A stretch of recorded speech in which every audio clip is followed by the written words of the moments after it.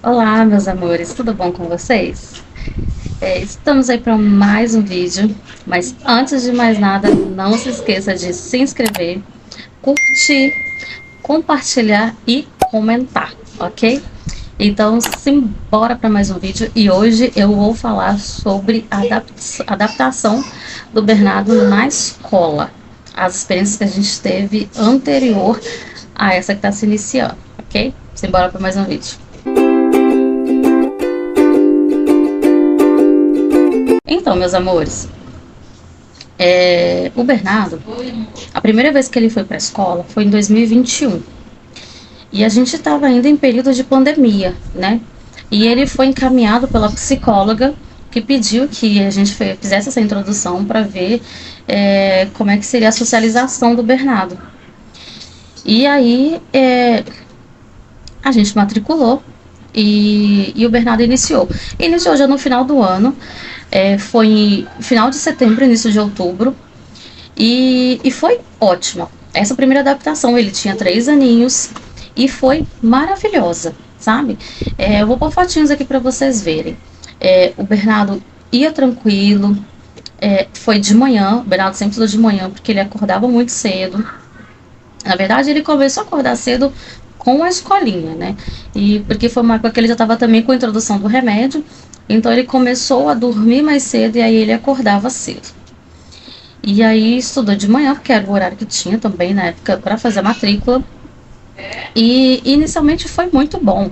Ele aceitou as introduções, ele aceitou se socializar na medida do possível. Ele nunca teve muita interação com as crianças, mas ele se socializou um pouco com as professoras, com a monitora. O Bernardo participou de atividades, tem foto dele na caixa de areia, né, que é para a idade dele, eles fazem atividades que é CMEI, né, eles têm um campo assim só de areia para as crianças brincarem na areia, como se fosse uma caixa de areia, com brinquedos e tal, então assim, ele estava no mesmo ambiente que as crianças, né, que era... Peraí, gente, arrumar aqui. Que era ali naquela caixa de areia, mas vocês vão ver na foto que em nenhum momento ele tá brincando com as crianças. Ele tá andando no meio das crianças, porque a brincadeira do Bernardo é andar. Ele gosta de explorar o ambiente, ele gosta de explorar os lugares. Não aceitou a introdução alimentar, então na hora do lanche ele não comia nada que a escola oferecia, que normalmente era comida. Ele comia o lanche, a bolachinha que eu mandava, o biscoitinho que eu mandava, e a mamadeira. A escola disse que não podia mandar nada, mas como ele sempre teve dificuldade para se alimentar, né? Ele tem seletividade alimentar, então eu sempre mandava mamadeira e falava: vocês podem oferecer o que está sendo oferecido para todas as crianças. Se ele não quiser, para ele não ficar com fome, dá mamadeira. Então, assim, ele só não deixou essa introdução, mas o resto ele interagiu dentro da limitação dele, dentro do momento dele, da hora dele, ele aceitou essa interação, o que foi ótimo, sabe? Então, essa primeira experiência foi muito ótima. Então, 2021, os 3 meses que ele ficou na escola, foi ótimo. Mas também a gente leva em consideração que, depois, com a segunda experiência, o que a gente viu e levou de consideração? Na primeira, a escola estava em pandemia. Então, a escola estava começando a retornar, né, com as aulas presenciais. Foi quando a escola abriu no meio do ano, né, em 2021, voltou a ter as aulas presenciais, e eu tinha até a opção do Bernardo ficar estudando de casa, tendo videoaula ou fazendo atividade, mas eu pedi que ele, se pudesse, eu levar, que fosse presencial, né, já que as crianças estavam indo presencial, por conta que a indicação da psicóloga foi justamente por conta da socialização. E aí a escola autorizou, e aí ele foi.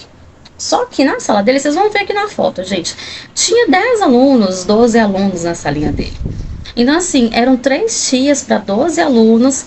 Então foi ótimo, tinha pouca gente na salinha. Eu acho que isso foi um fator muito importante para aquele primeiro ano ser tão bom.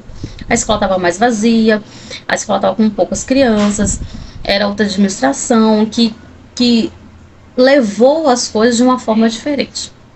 Ok, não ficamos super felizes, encerramos 2021 feliz. 2022, começou 2022, rematrícula feita, início do ano, o Bernardo foi para a escola. A gente esperava que fosse manter do mesmo jeito, né?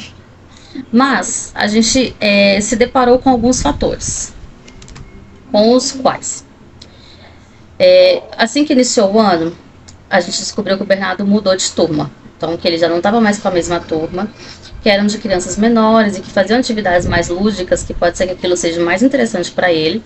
E foi para a turma já de 4 anos. Que ele iria fazer 4 anos naquele ano, né? Ele iria fazer 4 anos em agosto de 2022. Mas ele já iniciou na turma de 4 anos. E aí era uma turma já que está em início de alfabetização. Então as brincadeiras não são tão lúdicas, não são tão interessantes. E já tem a troca de turma. Ele já estava acostumado com aqueles amiguinhos, com aquelas pessoas, e aí trocou. Então a gente se deparou com um obstáculo, troca de turma. Segundo obstáculo, troca de professora, troca de monitora. E quarto obstáculo, troca de gestão da escola. Então a forma com que as coisas estavam andando também mudou. Então o que a professora antes buscava as crianças no portão da escola, já não buscava mais naquela troca de gestão. Aquela gestão onde falou que as crianças tinham que fazer fila e entrar sozinha. Só que o Bernardo não entrava sozinho, então a gente tinha que deixar ele lá na porta da sala, né, entregar ele para a monitora lá na porta da sala, esperava ele se distrair, porque o Bernardo se distrai fácil, como eu falei, ele interage muito com o ambiente, tão rápido, ele já pegava alguma coisa, pegava um brinquedo e ia interagir, e assim que ele interagia, a gente, saía, sem dar tchau, sem nada, saía para ele não ver mesmo, para ele não querer ir embora. E assim foi. Nos 2 primeiros meses de aula de 2022, foi bom, foi tranquilo, tá? Eu vou dizer que foi até ótimo. Bernardo estava aceitando as introduções, a gente manteve a mesma postura de falar, olha, faz a tentativa de introdução alimentar, se ele aceitar a comer a comida que vocês estão oferecendo, pode dar a ele, mas se ele não aceitar, tem uma mamadeira e um biscoitinho na bolsa, pode dar a ele para que ele não fique com fome. Ok, e assim era feito. Mas ele chegou a sentar no refeitório com as outras crianças. O Bernardo chegou a comer feijão que ele não comia, né, os grãozinhos do feijão seco, feijão, arroz e verdura que ele gosta, verdura ele gosta. Então, ele chegou a comer comida na escola. Pouquinho, como diz a tia, colocamos 2 vezes pouquinho, ele colocamos pouquinho, ele comeu, colocamos mais um pouquinho, ele chegou até a repetir, em vez dele repetir. E aí a gente pergunta, como é que foi? Foi assim, tal, fez igual em casa e ele chegou a comer em casa também.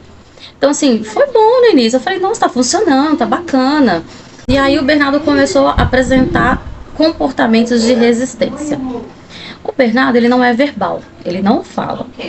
Mas ele mostra muito o que ele quer com o comportamento.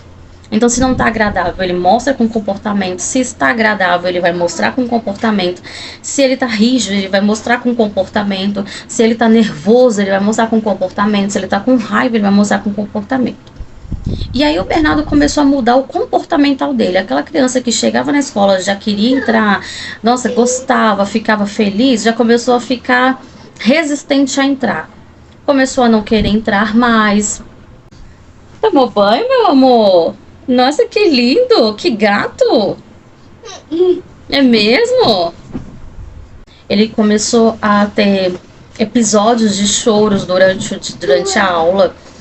A escola começou a ligar pedindo pra gente ir buscar o Bernardo mais cedo, porque ele estava em crise, estava tendo crise. Ele chegou a ter crises muito graves na escola, ao ponto de 3 professoras tentarem segurar ele, não conseguirem. 3 professoras para conseguir domar ele e segurar para que ele acalmasse. É mesmo? Para que ele acalmasse, para conseguir me ligar para me buscar ele. Então essas coisas começaram a acontecer. No dia que eu fui fazer a amnese dele lá na escola com a professora, eu escutei ele chorando, eu perguntei à professora, é ele chorando? Ele tem chorado todos os dias. Então assim, eu via ele chorando, aquele choro bem sofrido, sabe? E aí a gente começou a ser recorrente, pelo menos 3 vezes por semana a escola ligava para ir buscar o Bernardo, porque o Bernardo estava sem controle, o Bernardo estava em crise, o Bernardo estava se batendo, o Bernardo estava batendo, o Bernardo estava chorando demais. E ele começou a ter um comportamento de constipação intestinal. Ele começou a parar de evacuar, de fazer cocô. Ele começou a parar de comer automaticamente. Conforme ele parou de fazer cocô, ele parou de comer. E aí isso assustou a gente. Isso foi um sinal muito, muito de alerta. Porque o Bernardo, ele é aquele copinho meio cheio que quando tá quase cheio, faltando um dedinho para transbordar, ele dá sinais bem críticos. Bem, tipo assim, eu já tô no meu sinal de alerta, tipo alerta, sabe aquele sinalzinho alerta? Alerta, alerta. O Bernardo, o comportamento dele começa mudando aos poucos, conforme tá enchendo. Mas na hora que tá realmente quase transbordando, ele já começa a dar o alerta, sabe? E esse foi um sinal de alerta dele. Ele parou de fazer cocô, parou de comer e se isolou. Então, o Bernardo, toda vez que ele está muito desconfortável com uma situação, está muito desconfortável num lugar, com algumas pessoas, ou naquilo que estão expondo ele, ou ele está sobrecarregado de alguma forma, ele se isola. A autodefesa dele é o isolamento, ele se isola totalmente. E esse isolamento normalmente é muito prejudicial a ele, porque esse isolamento traz para ele regressões. Então ele se isola, ele se fecha tanto, é como se ele se afundasse dentro dele, assim, no mundinho, que ele regride. Tudo que ele estava aprendendo ali, ele esquece tudo de novo e a gente tem que voltar tudo de novo. E foi o que aconteceu nessa experiência da escola. Ele começou a regredir, ele parou de falar o que ele falava, ele parou de fazer coisas que ele fazia e parou de querer fazer cocô, parou de comer. O Bernardo perdeu 4 quilos em uma semana, na outra semana perdeu mais 2. Em 2 semanas o Bernardo perdeu 6 quilos e continuou perdendo. Aí a gente teve que entrar com suplemento alimentar, teve que entrar com nutricionista e aí psicólogo e psiquiatra suspenderam a aula do Bernardo. Pediram para, como ele tinha 3 anos ainda, né, ele não estava ainda na idade obrigatória, e aquela exposição estava sendo prejudicial para ele, estava mostrando um comportamental que ele não estava satisfeito com aquilo, que ele não queria estar ali. E aí o psiquiatra e a psicóloga, né, nos orientaram então a tirar o Bernardo da escola. Então eu tirei o Bernardo da escola em 2022, no meio do ano, acho que era em junho ou julho, ou foi antes das férias, um pouquinho antes das férias. As férias são em julho, né? Não, foi junho, um mês antes das férias praticamente. Eu tirei o Bernardo da escola, e porque o Bernardo já estava num momento muito crítico. Então a gente não sabe quais foram os fatores que levaram o Bernardo a ficar desse jeito. Se aconteceu algo, porque a gente perguntou na escola, perguntou às pedagogas, às professoras, ninguém soube informar. Mas aconteceram vários fatores nesse tempo que o Bernardo estava na escola. Vou falar alguns. No início o Bernardo estava ficando sem monitor, porque a diretora ela achou que o que determinava, quem ia determinar se aquele aluno ia ter um monitor exclusivo ou não, era ela e não o relatório médico. Então tinham crianças assim como o Bernardo, mesmo com relatórios médicos solicitando monitoria exclusiva, estavam sem monitores, porque ela achava que não eram crianças que tinham necessidade suficiente para ter monitor. E com isso, o Bernardo foi perdido na escola. Na verdade, quando o Bernardo foi perdido na escola, ele já estava com um monitor exclusivo, porque a gente fez aquele barraquinho básico, né, que mãe atípica tem que fazer para conseguir os direitos do filho. Reunimos o SEDUC, reunimos todo mundo ali, falamos que a lei não fala isso, que quem manda é o relatório, e aí os monitor apareceu. O Bernardo estava com o monitor, mas a monitoria ia embora às 11 horas e a aula era até 11h30.